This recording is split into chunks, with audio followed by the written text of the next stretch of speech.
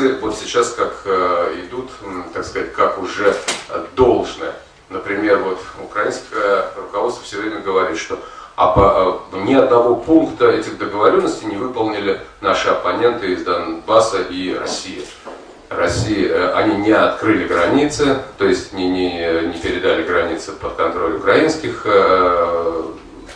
пограничников, не вывели войска, не там сделали того и другого, но по Минским соглашениям понятно же, что эти пункты были крайние. То есть сначала нужна реформа, там, выборы и так далее.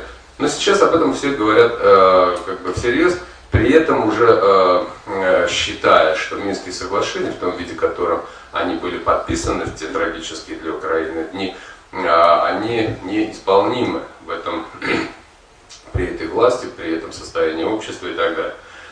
И последние вот сообщения с этих фронтов, так сказать, дипломатических, вот обменялись они стороны своими бумажками относительно того, как будет устроен этот самый статус Донбасса. Естественно, пункты, которые внесли руководители ДНР и ЛНР относительно того, что будет у них квота, скажем, должна быть квота в парламенте Украины, и должно быть право вето на принятие международных решений. Ну, естественно, все понимают, что это речь идет о НАТО. А когда говорится о квоте, сразу понятно, что это речь идет о Сенате, потому что как же еще обеспечить квоту? Только создание второй палаты, это верхней палаты.